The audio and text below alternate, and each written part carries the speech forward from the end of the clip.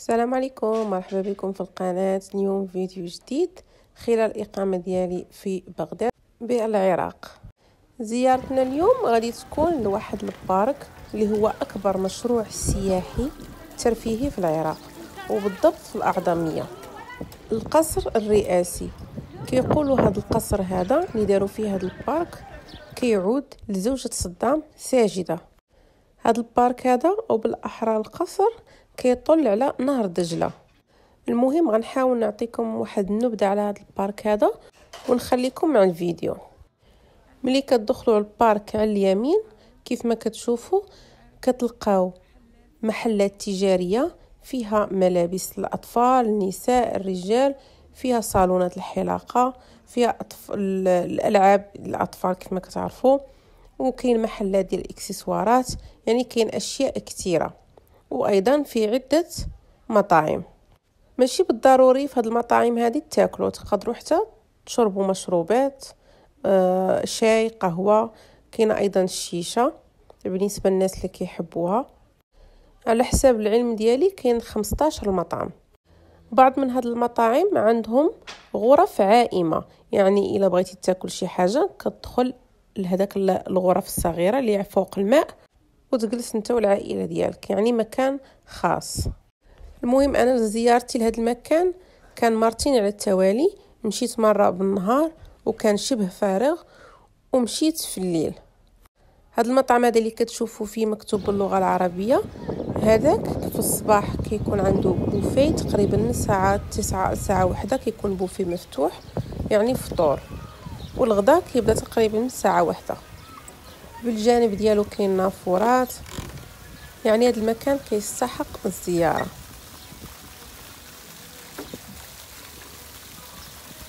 في الليل ركبت انا والعائلة ديالي على القارب على نهر دجلة، وكيكلف تقريبا شي 10، نقولوا 10 دولار، 10 اورو انت والعائلة ديالك. دابا نخليكم تفرجوا في الفيديو، نتمنى تكملوا حتى الاخر، ولا عندكم شي استفسار ولا شي حاجه تكتبوا لي على التعاليق.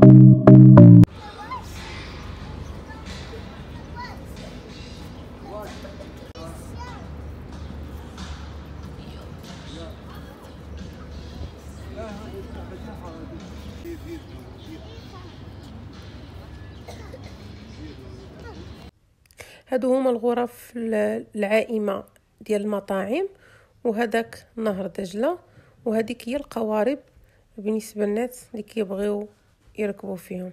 وهادو هما المقاهي والمطاعم اللي كتطل على نهر دجلة. هذا ياسمينة كافيه.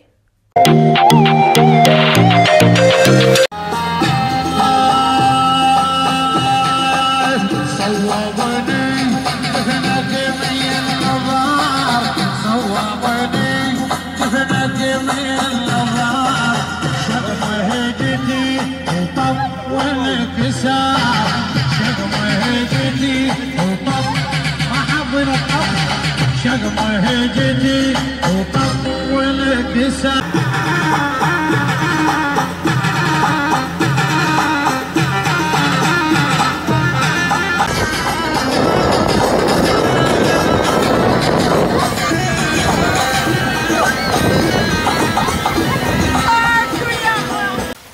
المهم كانت رحلة شيقة على غنة القارب، كان فيها شويه ديال الخوف ولكن خرجنا بسلام الحمد لله. كيف ما كتشوفوا هنايا الجلسه في الليل كيف كتكون جد رومانسيه والناس كتبقى ساهره حتى الصبح. اي واحد كنصحو انه يمشي للعراق بغداد لانه بلد جد امن. هذيك الاشياء اللي كنشوفوا في التلفزيون هي غير صحيحه. كيف ما كتشوفوا انا مشيت واحد 15 يوم دوزت تماك وكانت من اروع البلدان اللي مشيت ليها وكنتمنى مره اخرى نرجع ليها. المهم نخليكم تفرجوا تاني وتسناوني ان شاء الله في فيديوهات مقبله غتكون هي على بغداد، على اربيل، على كربلاء وعلى النجف.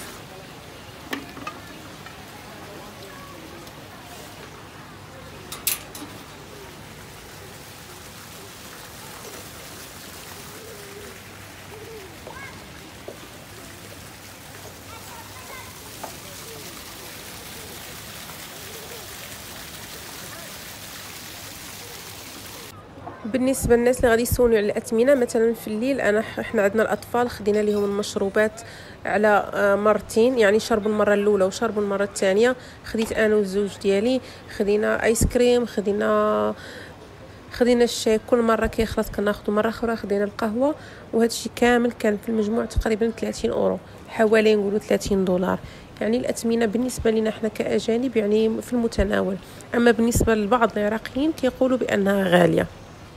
نتمنى الفيديو يعجبكم والى اللقاء.